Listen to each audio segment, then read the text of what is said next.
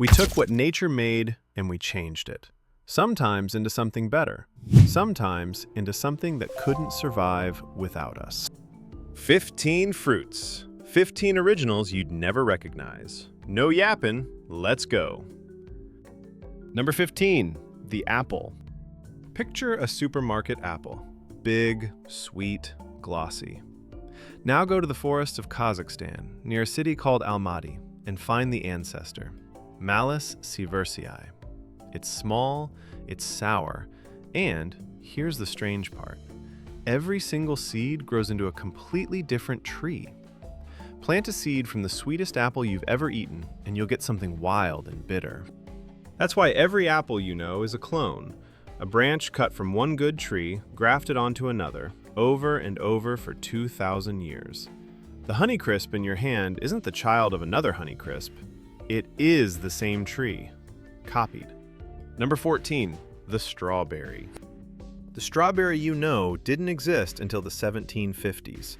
Before that, wild strawberries were the size of your fingernail, tiny, intense, barely worth the effort of picking. The modern one is an accident.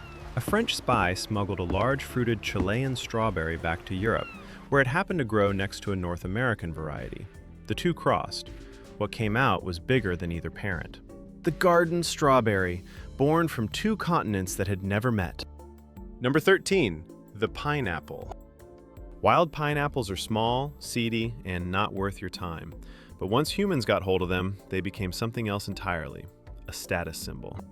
In 1600s Europe, a single pineapple was so rare and so hard to grow that people rented them. You'd pay to display one at a dinner party, carry it around, and return it, uneaten, the next day. A fruit too expensive to eat.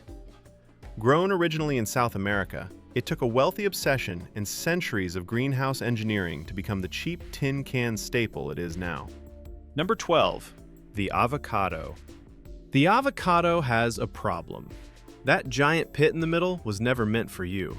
It was meant to be swallowed whole by a giant ground sloth the size of a car. These animals roamed the Americas, ate avocados, and spread the seeds. Then, around 13,000 years ago, they went extinct. The avocado should have died with them, a fruit with no one left to plant it. It survived for one reason. Humans showed up and decided we liked it. We became its new sloth. Number 11, the tomato. The wild tomato is a berry the size of a pea growing on the western slopes of the Andes, small and easy to overlook. Humans in South America bred it bigger over centuries, until the Spanish carried it back across the ocean.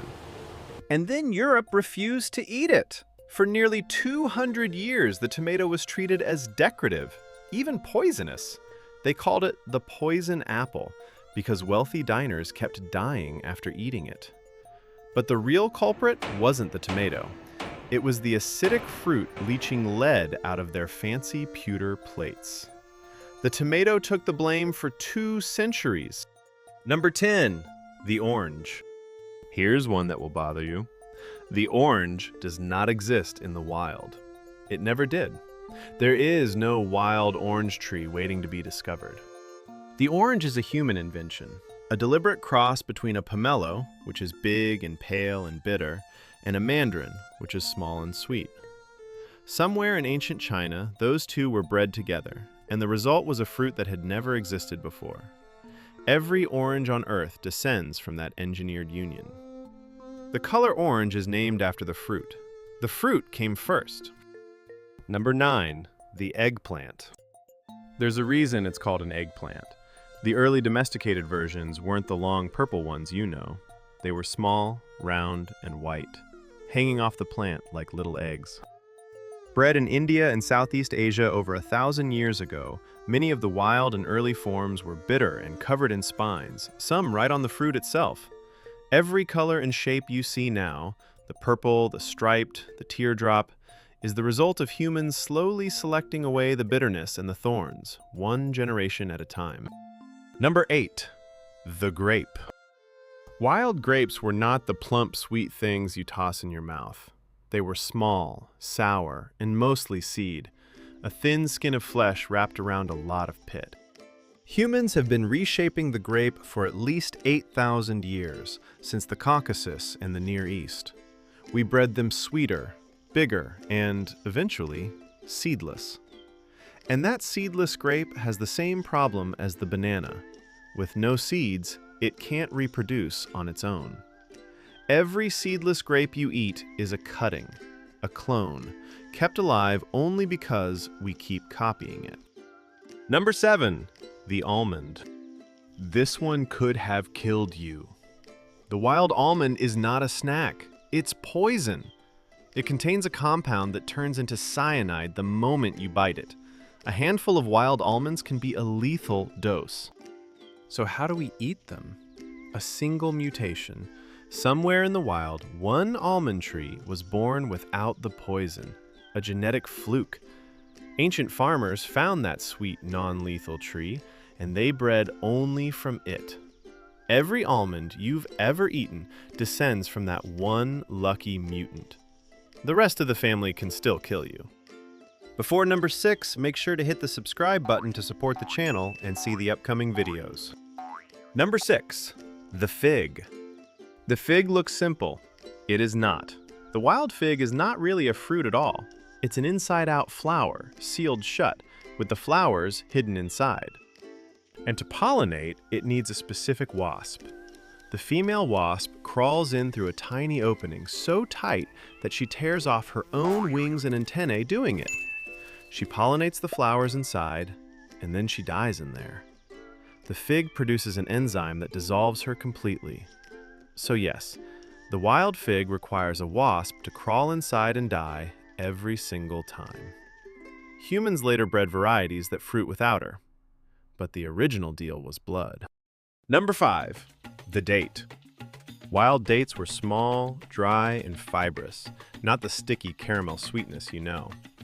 Humans domesticated them over 6,000 years ago in the Middle East and turned them into one of the oldest cultivated sweets on Earth. But there's a catch. Date palms come in male and female, and only the females fruit. Over thousands of years, farmers hand-picked the best females and copied them, cloning offshoots instead of planting seeds. The famous medjool date you buy is one of these clones, propagated by hand, kept identical for generations. Number 4. The peach. The peach used to be tiny. The wild ancestor from China was cherry-sized, small, waxy, a little salty, and mostly pit. There was almost nothing to eat, barely a mouthful of flesh clinging to a giant stone. Over roughly 6,000 years, Chinese farmers changed everything about it: size, sweetness, juiciness. The modern peach is something like 64 times larger than its wild ancestor. What was once a hard little bead is now a fist-sized fruit that drips down your arm. Every bit of that was us. Number 3. The persimmon. Bite into a wild, unripe persimmon, and your entire mouth will seize. It's called astringency, a flood of compounds called tannins that make the inside of your mouth pucker and dry out so hard it feels like your tongue is shrinking. For thousands of years in East Asia, that was the gamble. Get the timing wrong, and the fruit fights back. Humans slowly bred varieties that lose the astringency, sweet even while firm. But the wild original still defends itself, chemically, from anything that tries to eat it before its seeds are ready.